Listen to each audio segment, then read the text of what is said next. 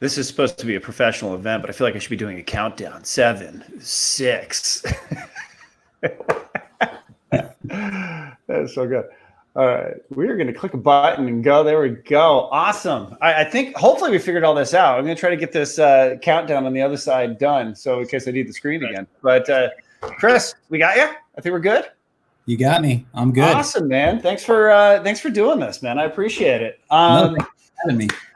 All right. So for those of you who have nothing going on in the middle of the day, in the busiest market that we've ever been, that are actually here live, thanks guys for being here. I appreciate it.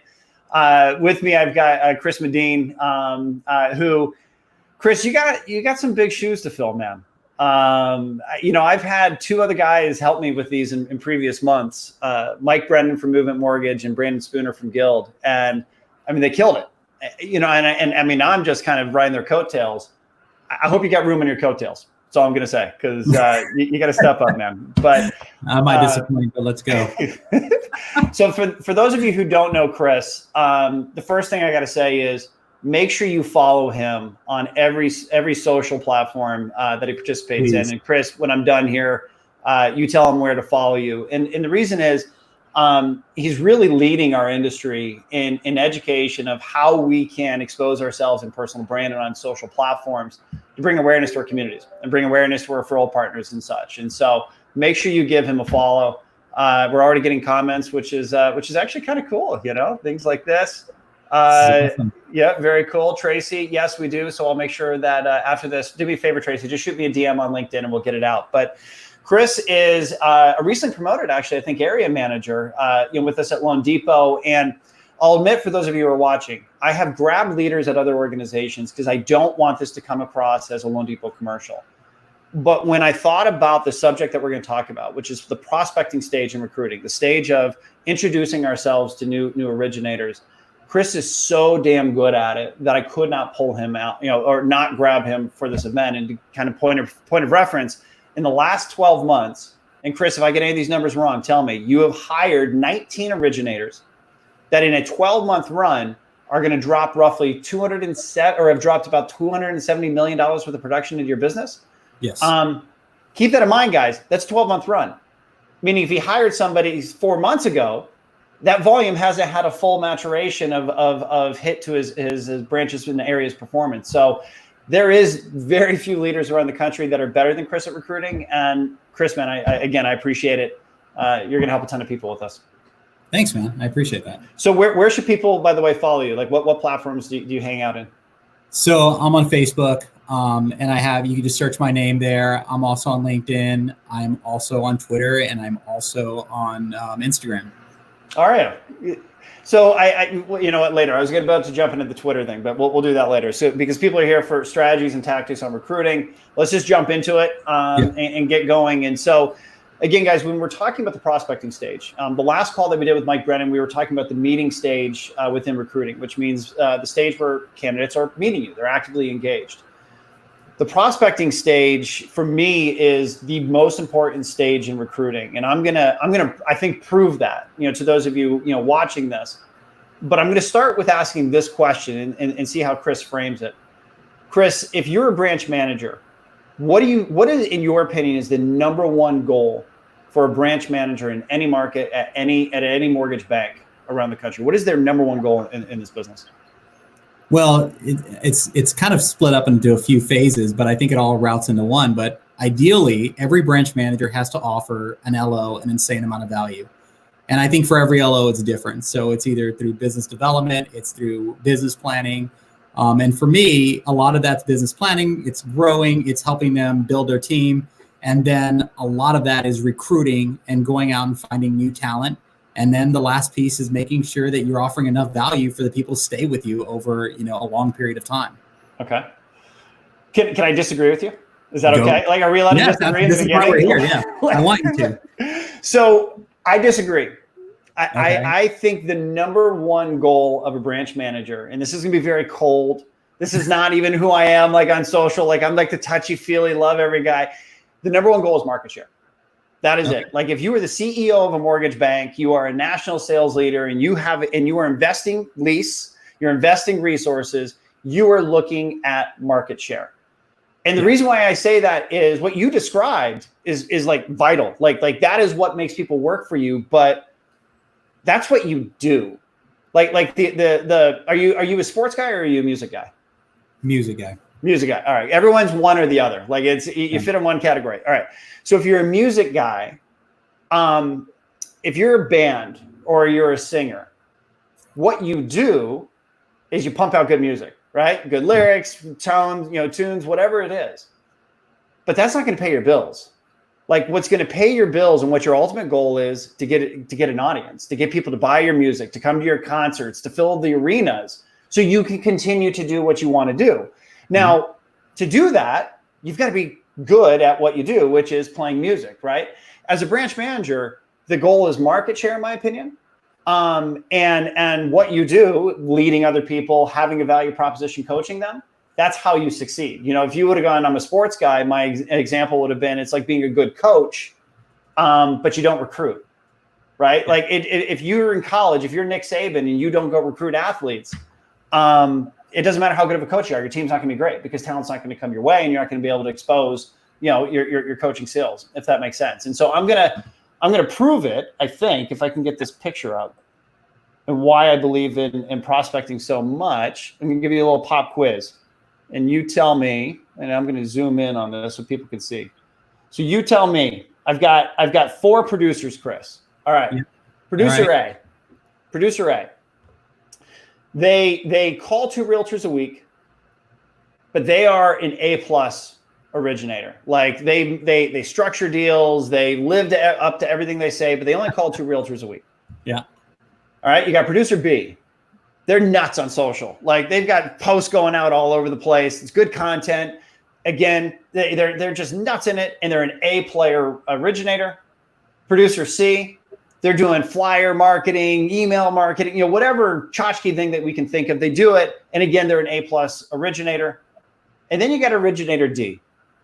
They sometimes miss a text message. They aren't great at loan structuring, but they are prospecting realtors 40 times a week. Which originator in this does more business? I feel like this is it's totally a setup. But I'm going to go with producer B. No way. Producer B? Okay. All right. That's so the wrong answer. So I'm going to say producer D, and I'm going to prove it. All right. I don't like where this is going. Like everything I say so far has been wrong. Yeah, well, I mean, that's how good of a recruiting leader I am. All right. So I'm going to prove it. All right. You do social, like you're all over the place, like your podcast, your video. Okay. You've hired 19 people in the last 12 months. Yep. How many of those people began the recruiting process by reaching back out on one of your social posts? 0. I'm sorry? 0. Okay. The answer was 0. Okay. Yeah. How many of those people started because you are a maniacal prospector in calling people every week? Yeah, well, that's that, and I have a really good recruiter who makes calls like crazy too. But yes, Joe Taylor. Shout out to Joe Taylor. He's a stud.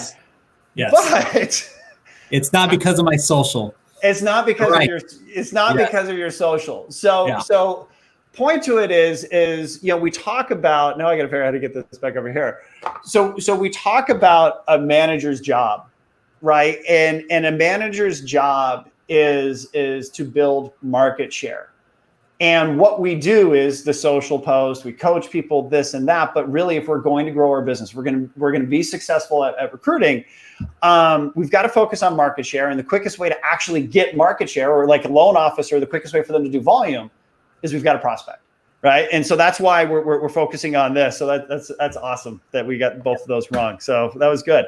So to start, guys, for those of you who are watching this, and I warned Chris, I was like, this is like my wheelhouse. This is my subject matter. So I'm probably going to babble too much in the beginning and before I turn it over to him with questions.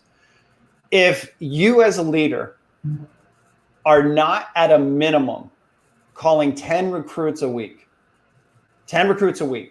there's nothing else you need to watch on this live stream. Like, and I hate to say, for the minimal people that are probably watching this, I hate to get people to not watch this, but you don't need to do anything else.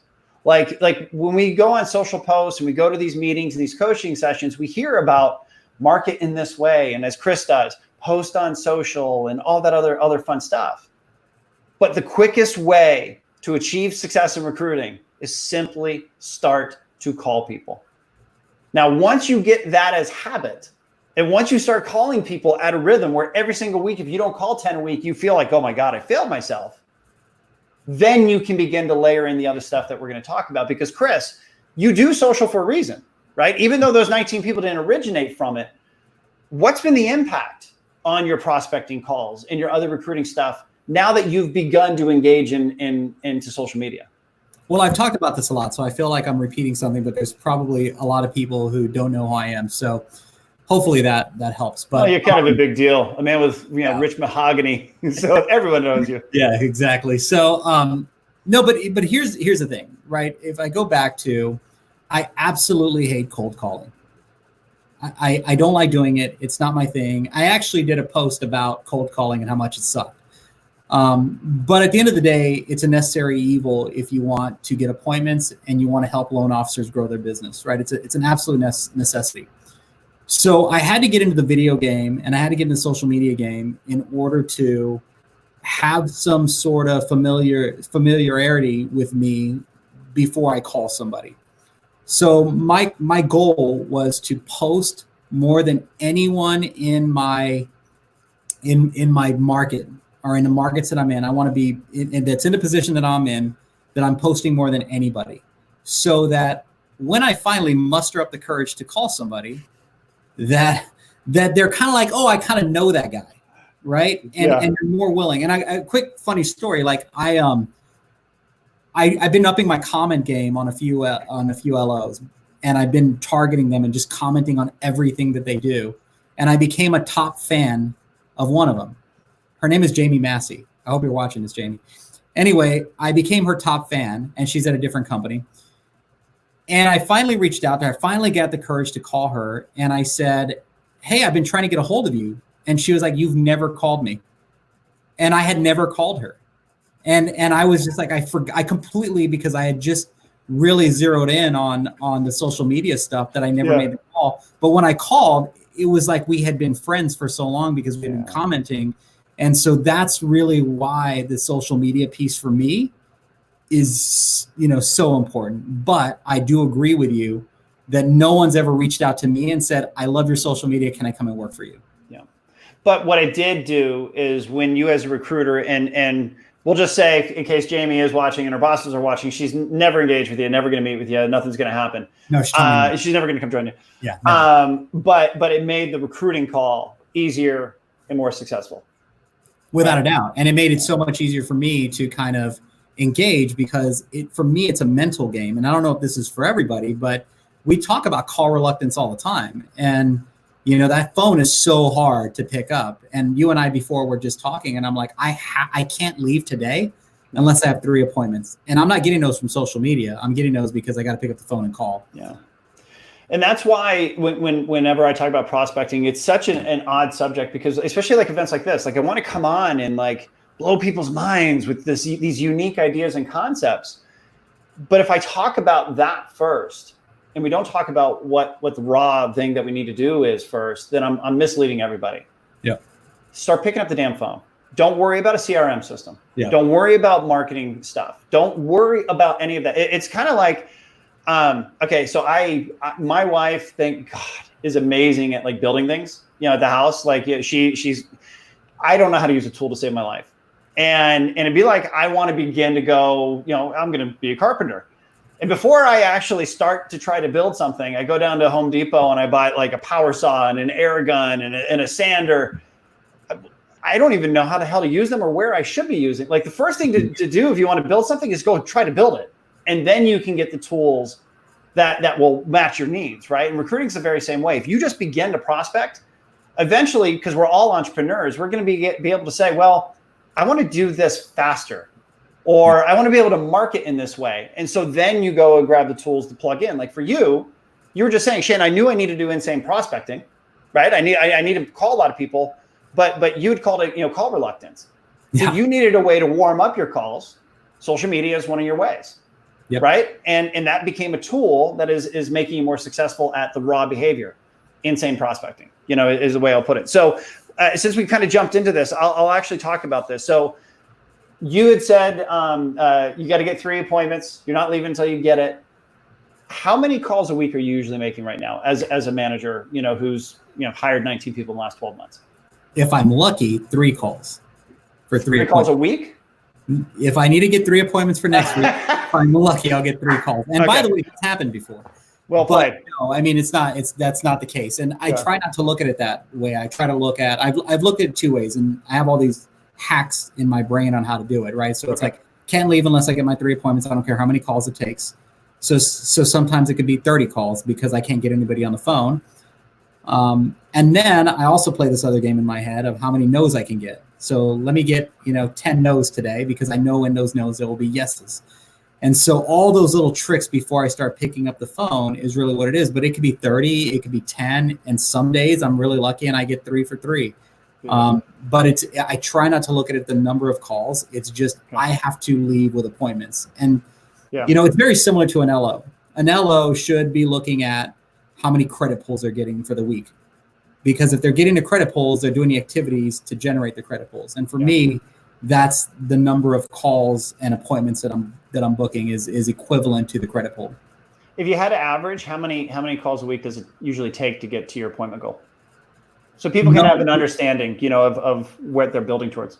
No more than 10 to 15. I mean, honestly, like if I'm looking at it, I'm not spending an entire amount of time hitting the phones. I got, like I said, I will probably wait till about 4 or 5 because I think it's weird to call after 5. Mm-hmm. So between 4 and 5, I will make every excuse not to make phone calls. And then I'll start hitting the phone to get it. And it's usually about an hour, to a week that I'm spending actually prospecting.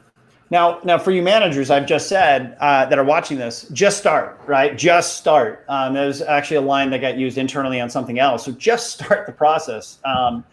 But keep in mind, Chris is greasing his tracks a little bit, and I know of some of the other stuff he'll do that he does that you guys really want to listen to that I'll ask in a second.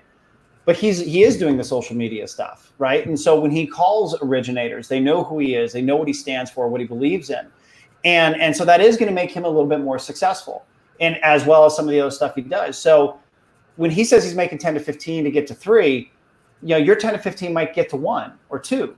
But here's the thing to ask yourself. Out of the last 52 weeks of a year, how many weeks have you had 1 first appointment every single week?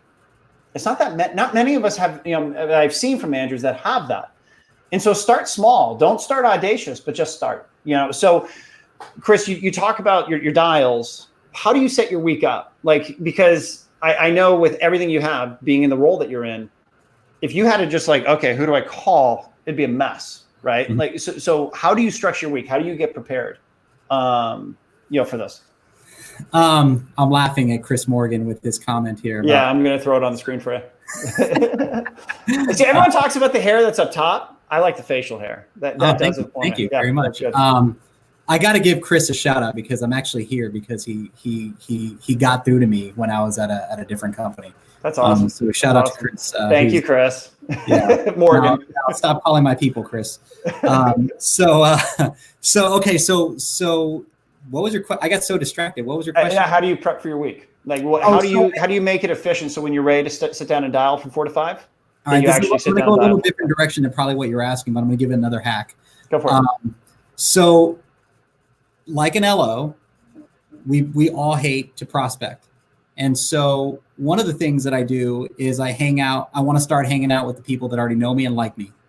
So I will call people that are my friends at other companies to just get conversations going. I know they may not make a move because they are, whatever the reason, they love the company they're with. And so I'll start with that just to get conversations going. I want to start with the people I know because you never know who you're going to convert. Yep. And then the second thing that I do is I have a list. So I know my market. And I make it my thing to know who's in my market and who I want to work with. And so I will start then reaching out to people that I have a list of that I want to hit. So I have a list of about 100 LOs within each market that I'm managing or that I'm working, right, that I'm trying to grow. And so each day I'm trying to figure out, who am I going after in this? And then it's just dialing. And I try really hard not to really focus on the person. I'm blind, like a next name on the list, I got to just call. Love that. And I have done this before. I'm going to tell you a quick story, but there was an individual who was like a $40 million producer that I worked with at Wells Fargo. And I'm like, I'm never going to call her, because she's been at Wells for years. She's not going to leave Wells. I started building a narrative in my head about this individual, and she just made a move to a non-bank lender. And all I had to do was call, right? And really talk. And I'm not saying I would have gotten her, but I created a narrative in my head about that name, and I should have just blindly called. So it's really all those little things that I try to do, but I have to set up my week. I have a list, and I know I'm just going to go through that list and just keep hitting people. One of the other things that I do is, as soon as I get a new person that I've connected with that I didn't know yesterday, and now we've had a conversation, they're now in pipeline, in my opinion. Unless they tell me never to call them again, they're now somebody that goes on my whiteboard here, and I'm now going to keep working that person, because I now have a new connection that I didn't have yesterday. And so I'm just trying to grow that pipeline of people that I know. So the two follow-ups I have is the narrative that you mentioned that you create in your head. The most dangerous recruiter and the most dangerous manager is the person who thinks they know everybody and knows everything about everybody. And I know that because, when I was, really kind of coming up through the recruiting ranks, we would end up hiring other recruiters to support some of the territory that I'd have to give up because, just as roles change. And inevitably, like, I'd see these people farm out. Oh, hey, I got Joe Blow over at such and such interested in talking. Like, how the hell did you do that? Yeah. And the reason is they just picked up the phone and called. That's it. And in my head, I was convinced that Joe Blow would never want to talk to me. And it happens all the freaking time. Yep. And so I love the fact that what you've done is you've kind of created. And by the way, guys, coincidentally, actually, is he said 100 names. That's my recommendation. Find 100 names right now. So you can make 10 dials every single week for 10 weeks. But you don't overthink the list. You're just kind of working your way down, so you don't allow yourself to create your own narrative that will eventually create failure. That's good. I'm not perfect by any means, but it definitely happens. And case in point, but I think that I think you got to start with a list. And I think you got to just, if you make 100 calls to 100 people, you will know people that you didn't know yesterday. Yeah. Even if you're converting at, a 1%. And to confirm, just because I know we're talking about prospecting, but let's say that you were systemic and you went through all 100. Do you then go back to the top and work your way back down for the most part? If I work all 100 the way that I want to work them, I got hires, and I've never even thought about that. So let me put it this way. Okay, so you've got 93 left because you didn't hire 100 in the 2 months it takes you. Do you run through the list again? Eventually I go back to it. I'm like, and it's one of those things. But again, I start with, but now I have a pipeline of people that didn't start, but they're still talking to me and they're not telling me to pound sand. Yeah. So now I got this pipeline that I didn't have yesterday. Yeah. And so that, of the 93 that I didn't hire, there's, 10 more that I'm now talking to. And those are the ones I hit first. And I'm engaging on social media. Yeah. Trying to get to know them a little bit better. And then, then the rest I'm hitting when I get back around to getting my appointments. So let's say I'm a new person that hits your list. So we connect on social. You're like, hey, Shane, I didn't know that he was an originator here. What's your sequence? How am I going to hear from Chris? Is it just out of left field a call? Hopefully, obviously, I'm seeing you on social. But what's your sequence? Because I know you're very structured in this, and people will get some benefit from it. What's your sequence of contact? Yeah, well, I'm sequenced, and again, it's a hack because I hate the cold call, right? So I start with, I get my 100 list. Then I go through and LinkedIn and Facebook friend everybody. I research them. And then I kind of decide who do I really want to work with based on what their social media and what their LinkedIn says. And then I now kind of have it whittled down, and then I send them a text message, a video text message like, hey, my name's Chris. You're in my market. You're crushing it. We're crushing it.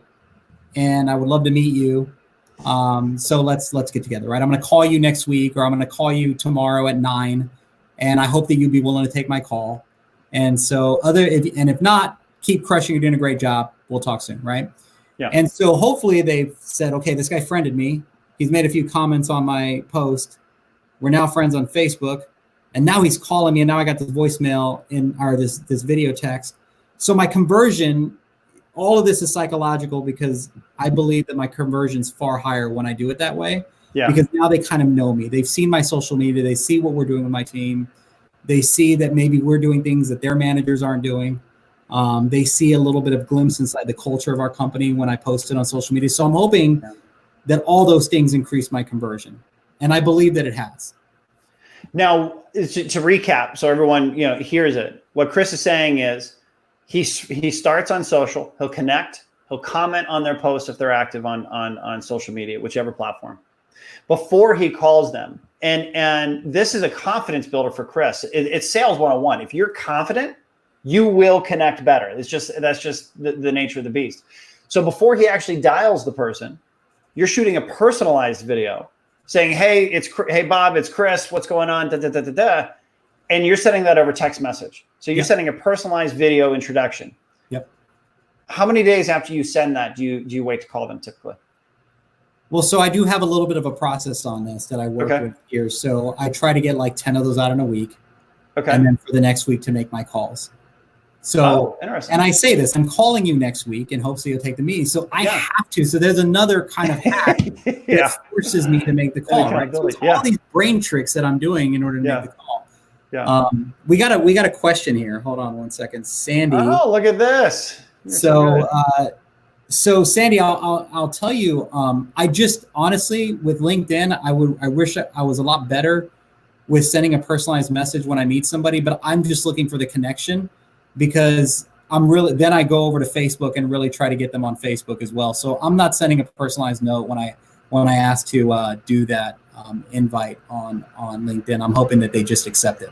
I will say, Sandy, and you and I have obviously talked offline, where I do use personalized notes on LinkedIn, and I don't want to steal any thunder, Chris, if we're, because we're going to talk about a narrative where they don't call you back. But for key people, key candidates, if I try reaching out to them in the prospecting stage to introduce myself, I'll take the time to shoot a personalized video, explain to them why they matter to me, why they're important to me. And I will send them that through LinkedIn. And so if we're connected, it's just a message. If we're not connected, that will be, because I'm not as good as Chris, just call it what it is. So I don't make sure I'm pre-connected with everybody. So if I'm not connected, that will be in my, hey, let's connect. Here's a video of why I was calling you. And I'll say the feedback from that is been really good, because my messaging in those videos are not, hey, I really want to talk to you and tell you why your company sucks and we're so good. It's more, I really wanted to get introduced because you look like-minded, you look amazing, and we should just know who each other are. And the feedback on that has been great. So, but Chris, so thanks for pulling that in. And then I'm going to pull a comment because we've got Tracy who's kind of reiterating that she follows somewhat of your narrative. But going back to it, you send a video, text message, you call them the next week. So you've created accountability for yourself. Is it one dial and done? What's your process there? Well, no, I mean, if I found them on LinkedIn and Facebook and we've now connected and we're engaging and they're seeing that I'm engaging with them, and I leave that call and I've called them, left the voicemail, called them again, usually I'll send another text and like, hey, okay, this is going to be the last time, but I just want to meet you. I'm not trying to hardcore recruit. What I'm trying to do is get to know every loan officer in the market. And I just want to get to know you, because if something changes in your market or something changes in your business, I want to be the first call that you're going to make. But I don't expect, and this is a true story, I don't really expect that the phone call I make today is going to result into a hire tomorrow. It's years sometimes that I hire somebody. But if I don't make a call today, I have no hires for the next few months. So everything is predicated on what I do. It's very similar to an LO pulling credit. If I have no credits today, I have no pipeline for next month. The two comments you made there that for me stand out, are one, what you just said. Like anytime I look back at our hire numbers, if they dip down, it is always directly correlated to how many appointments we have. Mm-hmm. Like it's again, I want to get super sexy when I'm managing recruiters and managing managers, and well, did you do this out of the box thing? And it literally comes down to how many dials did you make and how many meetings did you have? Well, this is interesting because this is a really good conversation, because I think that you're on the tip of just make the call. Yeah. Right. Yeah. But I'm on the I got to make the calls, and I hate making the calls. So here are all the little things that I got to do. And you've greased your tracks, right? The social, the accountable. Yeah. And the other comment that you made, though, and this is for managers to understand why prospecting calls from me matter more than the social media posts and matter more than the mass communication, which, by the way, guys, all matter. I'm not a PowerPoint guy, but I'm actually going to do a little slide if we get to that narrative. Is there's only so many originators in your market that are hireable. It's a finite number, right? It's not like loan office or clients, I should say, where, well, look at your window. There's a million of them that you can do a mortgage for, right? There's a finite amount. And because you know it's that finite amount, put them in a box. I don't need LinkedIn to be the middleman to get my messaging out. I don't need a snail mail to be my middleman. I can just pick up the goddamn phone and say hi, and that's why prospecting matters. Is it's not this never ending beast. You can slay this dragon. You can talk to every single person in your market and then use those other tactics to increase your conversion of success and build your brand. Prospecting calls matters. And again, people can look at your profile online. And this is the other reason why I really like this conversation, and get confused about what your secret to success is, Chris. Because if they don't know the behind the scenes work that you put in, if they don't know how many dials you're making and how many outreaches and personal videos that you're doing, they can fool themselves into thinking, oh, I can just mimic Chris on social media and away I grow. That was pretty good. Away I grow. Really good, that was bad. But it really is the behind the scenes work that you do that drives your success. So that's awesome. All right. And so it's multiple calls. I like it. Once you go through that 100, let's say that you've called everybody. Do you group your candidates, your pipeline, your stay in touch mechanisms, or is it just, I'm not going to overthink it, Shane. I'm just going to run through the list and continue. I make a mental note of a few things. Number one, kind of like an LO with their realtors, right? A, B, and C. Who's told me to pound sand, and I got to come back to those guys because maybe they're going to have a different answer for me. I've been told a number of times, like, man, you are relentless. You have not given up on me. Yeah. And then, then there's the people that I'm just talking to, like I'm just checking in. How are you doing? How are things coming along? I liked what you posted here, just kind of having a conversation. So I do group them in that. And then I have the guys that are my friends that, I know in the industry that I want to talk to, that I want to hear what's going on. Like, we're in a weird market right now. And so what's kind of also strange is we all tend to not want to talk to each other about what's going on in each other's companies. And I think that's such a weird dynamic that I've really reached out and said, let's just compare notes. Like, what are you guys doing with Govies? What are you doing with Bond? What are you doing with pricing? Let's price a few deals out together. And honestly, that's what I tell a lot of recruits. Like, if something gets wonky with your pricing, call me and let's just run some scenarios because maybe it's wonky at my place too. I just want to, have a conversation and let's have more, more interaction from a comparing notes perspective than not having that interaction. I think it makes people far stronger. And you've just pivoted into a good space because, okay, great. I went through my sequence, social connection, video, personal introduction, go through my call sequence, send a video follow-up. Does that sound pretty much on how you start relationships with recruits? Yes. But once you burn through that, what do I say? They've already said no. And so many leaders get caught up in I'm just catching up. And that's it. Like there's no value to the relationship. Like legitimately, it's like saying, opening the door and going, hey, are you ready to make a move today? Okay, no. And then shutting it. Yeah. Well, that's not a relationship. You didn't have value. So I have a little tactic that I've used and it's kind of helped me.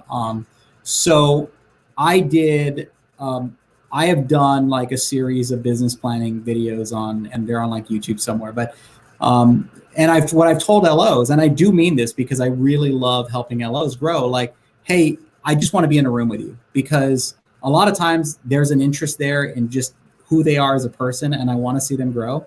And I've said this, I don't even care if we work together, but I would love to get in a room with you and just talk about how you're doing it. And let me see if I can offer you some advice. And I'm very picky and selective on who I do that with, but there are 2 or 3 LOs that don't work here that I talk to in my marketplace and we just share ideas. And there's no other reason than I'm hoping that eventually they see enough value in that they want to come and work here. Yeah. And so to me, that's kind of the approach that I'm taking with some of the people that aren't making the move just yet. But if you're likable and they're likable and you guys have something in common, then that call is pretty easy to do.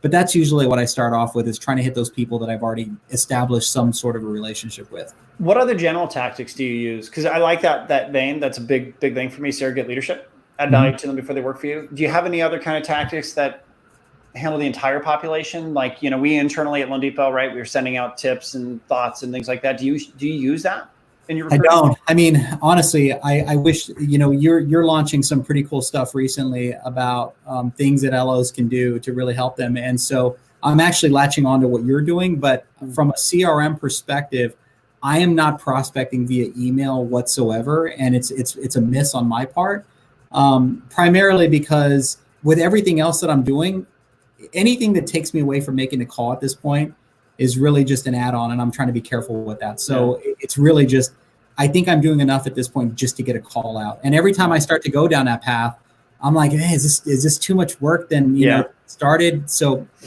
for what it's worth, I think it has value, but I think more value is just picking up the phone and calling. Yeah, it's the thing I always warn people about. There's no idea that's bad, for the most part. I agree. Yeah. But it's a return on investment of time and effort. If doing something takes you 3 hours to do and you're not expecting any feedback, any positive returns, well, maybe it was an okay idea. Yeah, don't spend the time. It's not worth it. My suggestion is whatever you see, whether it's one of the internal tips, here or something on social, if it's something that can impact someone's business, and you can overdo it. I always suggest once a month, you can mass communicate. Hey guys, what's going on? Obviously, we'll be talking soon, but this just came across my desk. Thought you should check it out. And the reason why I say the mass communication over email is you would post that online. You'd go to social media, right? You'd go to, right. And the thing with that is if you post it on LinkedIn, you're hoping LinkedIn's algorithm will percolate that to the top of their feed, or Facebook's, algorithm will post it at the top of their feed. Well, that's using a middleman. You have their email addresses. You have their phone numbers. You have a tool. Most of us at this point can mass comm an email, and it takes 5 to 10 minutes. And so if there's a message that is truly value add that you want to make sure everyone's eyes sees, take the extra 5 to 10 and go, hey guys, I just posted this online, crossed my desk, totally think it's going to help somebody on this. Don't hide behind the fact that it's mass comm. I think hopefully it helps one of you guys do 1 or 2 more deals better, right? I did that like a month ago with a video from Justin Perry where he's talking about appraisal waivers, and people, originators at other companies, were like, "Damn, this is super helpful." And I got feedback from people saying, "I just won a deal because of what you shared me." That was pretty cool, right? And so that's why I say the mass comm over email works if you have a system that lets you do in 5-10 minutes. If it takes you 3 hours. Don't waste your time. No, not worth it. Yeah, that's cool. All right. So the call, and actually, I want to ask this question. Let's say it's a candidate you really want to get the attention of. Like, I am not going to let this person say no. Have you done anything crazy that's worked out of the box besides just your regular rhythm? All right. So there's like $150 million producer, and I want this guy. He is legit. Don't mention the name. I don't want anyone else to know who the guy is. I'm not going to mention the name. Yeah, sorry. And I mentioned the other name. We can bleep that out. Yeah. Everybody is watching this replay, but yeah. So I really wanted to get him, and again, a hack. I'm in my head because I'm a good coffee appointment. I'm not really good over the phone, in my opinion. At least that's what you got a beautiful face. You got a face for in person. Go ahead. I want to meet you. I want to, whatever. Yeah. And we're in, we're stay-at-home orders, right? So I had to figure out a way to get over that hump of setting appointments, and so I called it or texted him and said, hey, because we know each other. So I said, hey man, I want to talk to you. Would you do a virtual coffee meeting with me on Thursday at 9 a.m.? And he was like, yeah, I'll meet you at Cartel Coffee in Tempe. And I was like, now what do I do? Right. Because it's like do I just go over there? Right. I'm stay at home. This is not good. Right. Yeah. I don't want to infect my family. And so I'm like, hey, I said virtual, can I just send you the coffee to your house before our meeting? And so I used one of these DoorDash places, and I had the coffee from Cartel sent to his doorstep 5 minutes before the meeting. And then we did a meeting like this and it went amazing. In fact, I have another meeting with him tomorrow. So have I done something crazy? Yeah, I just, because I had to figure out how to get over the coffee meeting. And so then I called another $100 million producer. I'm not going to tell you his name.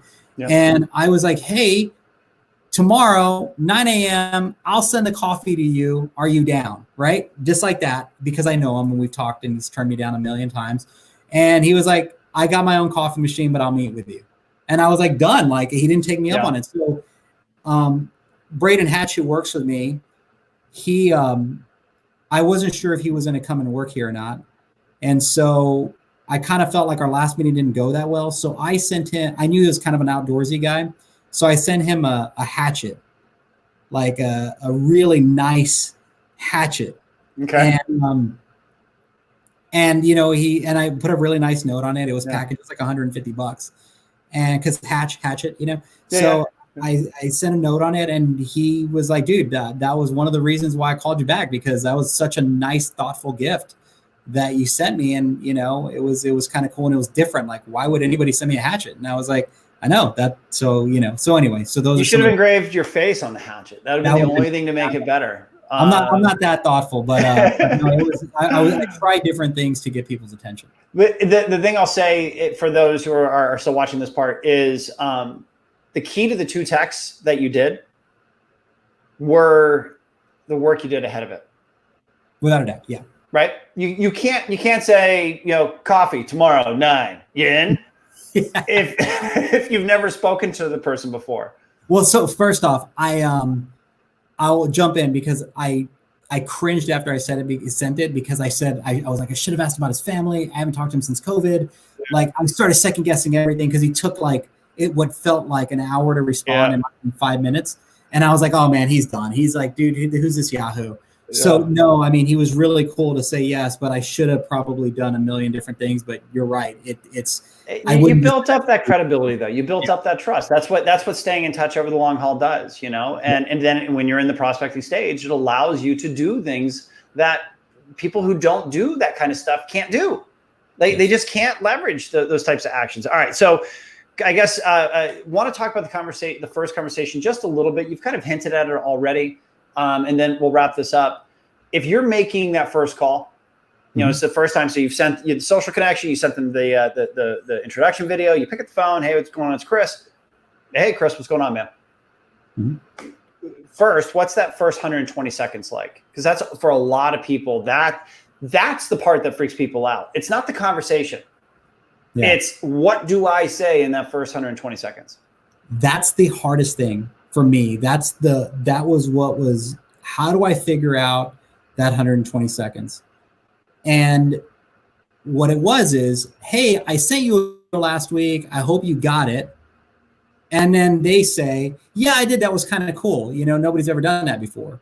And then it went from there. Like, oh, well, tell me, how are things going? I just wanted to touch base. You and I hadn't met. You're in my market. So it was that, or, hey, I hit you up on Facebook, like in some cases I became your top fan.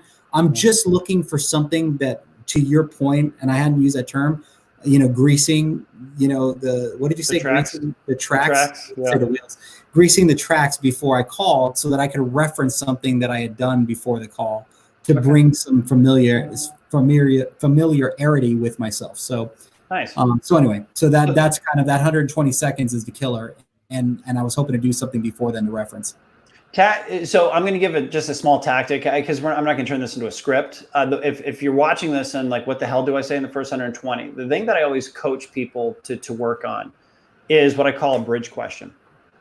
So whatever gibberish comes out of my mouth in the first 120, I always have the same exact question that leaps me from the introduction into a normal conversation.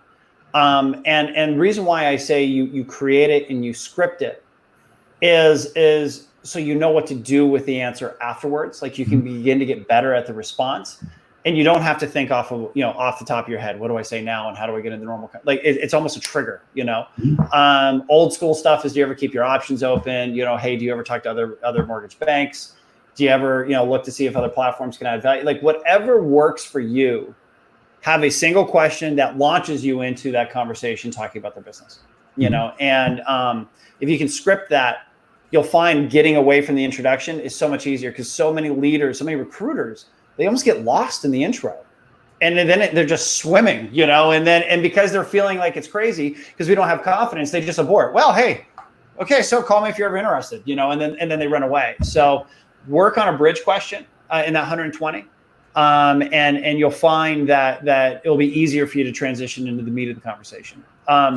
Last question in terms of the first conversation, when you're talking to that candidate in that first convo, are you the guy who tries to get all of the information on the person? So talk to me. Where do you get your business from? How many core realtors? Why? You know, if you could add one thing, you know, do one more thing for your realtors, what would it be? What would be the impact? Market? Do you run down the gamut, or you say less and go for the appointment?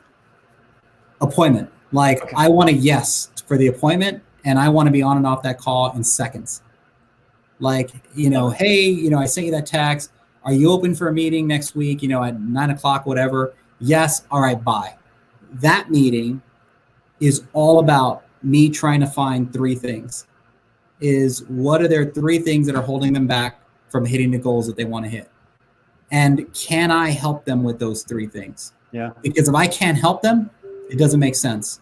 If I can help them and there's chemistry, because it's all about chemistry, for me, you know, and I don't think that people make a move because of Loan Depot's name on the door.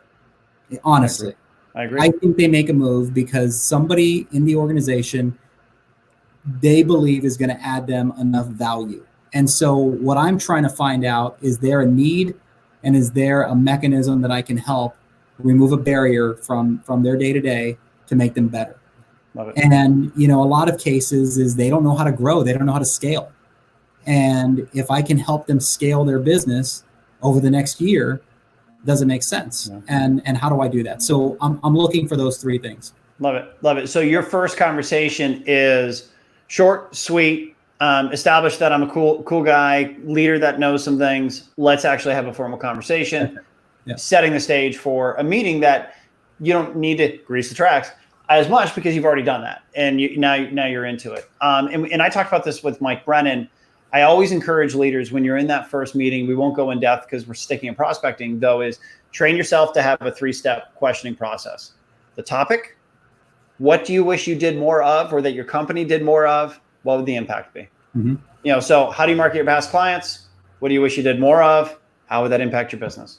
Mm-hmm. You know, how many core realtors do you do business with? So on and so forth. And if you do that, you're going to uncover a lot, as you were saying, that then you as a leader can hopefully solution for them. So, man, this was really good. I appreciate you doing it. From what you thought you were going to get with this, did we miss anything on the subject of prospecting? No, I mean, what we're missing is I want to do this all with you, because you said something to me. We were at an event. I think we were in California for a branch manager meeting, and you said, you're going to see me dip away during this meeting to go make 10 calls. Yeah. Because I won't be able to relax the rest of the day if I don't make my 10 prospecting calls. Yeah. And you kind of, I don't think that you were doing that for any other reason than you were just talking to me. And then it really resonated with me, because I'm like, I need to be on that level. Like, I need it to bother me. It's unhealthy, dude. You don't want that. No, I know, but so I want to know, like, what do you say in those 10? Do you have it like written down? How do you know who you're calling? And then what do you say? I'm curious. So you can say my numbers, but we are one of the top organizations for recruiting because of what you're doing. So I'm curious to know what you say. Definitely not what I'm doing. Fortunately, I work with people like you and Joe Taylor in our recruiting department. But again, starting the process will, for me, create the tools that you need to surround yourself with to be more efficient. So do everything that you do faster, mm-hmm. and higher conversion. So do everything that you do better, right? Mm-hmm. When you do high volume recruiting, and you downplayed the CRM thing a little bit, because I know you have your CRM system. You just designed a way of extracting your CRM without you having to be a CRM expert. So for me, it's very CRM heavy, because I believe in the safety net theory. I cannot, love everybody who watches this and that I stay in touch with. I can't remember the stories of 2,000 to 3,000 people. Mm-hmm. I can't remember when I last spoke to somebody within 2,000 to 3,000 people. So I needed a mechanism that made sure it doesn't go three plus months without me talking to them. CRM, right? That's where tasks and lists and statuses and all that other stuff. The other thing, and reason why I asked if you group your database a little bit, actually, I didn't think we'd actually have a use for this. I'm going to try to bring it up on the screen and see if I can do it. I don't follow my business exactly like this, but I view relationships I have in this way. So you mentioned that you do brand and social. I do brand and social. If you look at every hireable originator, in your case, it's 100 per market. For me, it's every originator in the country. This is going to touch every single one of them, right? Mm-hmm. So now I go up a layer in my relationship. I'm only one person. I'm not omnipresent. I can't call every hireable originator in the country. So if I've spoken to them and we didn't click, or for one reason or another, I can't put them into my, I'm going to call you every 2 or 3 month bucket. I'm still going to try to add value to them. And so on a monthly basis, communicate out some type of value added, whether it's a market update or something to help them do better business. So now I've got them with brand, and now I've got them with a mass communication. I go up a level. Now somebody I've spoken to that I want to stay in touch with, that I'm going to call every 2 to 3 months. The CRM definitely helps. As you had mentioned, Chris, you call them without fail. And I've just programmed myself that if I don't make these calls and I don't introduce myself, I feel like I failed. I'm different than you. You work till appointments. I don't have enough skill to do that because I might work throughout the night to get appointments. So I work to make a certain amount of contacts and just hope at the end of the week that I have the right thing going. Does that make sense? So with these people, I'm calling them every 2 to 3 months. Then I get in a meeting in a higher stage. Generally speaking, that's how I bucket it. And so if you're a hiring manager, having the brand, having the social, we're getting comments. This is awesome. Having, all of this allows you to multi-layer your approach, right? A brand, direct value add, and then direct relationship. So that's how I do it. And I've just been able to self-generate accountability, in my business. Well, the reason I'm curious about it, and I want to get to the questions too, but the reason I ask is because I don't think I'm good on the phones, and your entire business model is to be on the phones. Yeah. Right. Yeah. So for me, I feel like I can learn a lot from the way that you're connecting, especially during a stay-at-home order. Yeah, this is how you're connecting with people on initial call. This is this ridiculous. You ever see two guys, talking on this type of stuff, and you're good. No, you're good. You're great. You're great. This is what this has turned into because any leader that's still watching this, and we're getting comments, on this, and such. If they made 10 dials and got 3 appointments, doesn't matter. Dude, that's a home run. Yeah, it's a home run. So your conversion is good. So, from a metric perspective, I'm aiming to set five new appointments a week, as a leader. And if I can do that, I feel like I've done my job. But it's about establishing relationships, because what I can't control is the environment. I can't control the markets. Again, everybody is going to break a record. Go to social media on July 1st, broke another record in June. That has an impact, right? But what I can't control is my behavior. And that's how I've trained myself. And when my numbers go down, again, you design the tool to accomplish the goal, right? Mm-hmm. And so when my conversions go down, I blame nobody else but me. Yeah. And so then I just, like a freak, start talking to everyone I can. It's not working. What am I doing? And so I've been able to design things into my business to have higher conversions, similar to what you do. I don't really do the pre-text message. I do the post. I do the comments on social. The numbers that we're doing are pretty similar. But the DNA strand that sounds like we both have is you've got to have that accountability to the activity. Without a doubt. Yeah. Right? Because that accountability to the activity will create the results. And if it doesn't in the beginning, who gives a crap? You'll get better. And if you don't get better, you will find hacks, like you to use your word, that will get you better results. So, yes. Stephanie, I think I gave a couple bridge questions. Again, they're kind of generic. I'm sorry, Chris, I'm answering a comment. It's awesome that she asked. Again, do you ever keep your options open? Do you ever talk to another mortgage bank? There's a line that I use before the bridge question that's almost kind of prepping me that I've used. And if I've never called you, and I do after this, and you're watching this, don't laugh at me for using a script. But the question that or the comment I'll say is, look, here's the deal. It took me a long time to figure out. If you don't know me, you're never going to call me. And so I at least had to make an introduction. Like, even if we don't go anywhere in this conversation, I needed you to know that I'm interested in chatting with you and would love to get to know you, because that increases my chances of talking to you when the time is right. By the way, do you ever keep your options open? So that'd be kind of an example of a bridge question. Thanks, Kimberly. I'm going to assume you mean Chris. I agree. He's awesome. So that's it, man. Anything else that we need to touch on? I mean, we ran for 55 minutes. No, this was awesome. I enjoyed this. Thank you. Yeah, absolutely. For those of you who watched, thank you so much. I will send a recording of this out in the next couple days. Always reach out to me. Again, connect with Chris on social and just follow him, guys. There's so much I've learned, from following him and tactics and techniques. Thank you. If you get nothing out of this, it's that and help make you better. So thanks, guys. Thanks, Chris. We'll talk soon. Thank you, guys. Thank you so much. Bye-bye.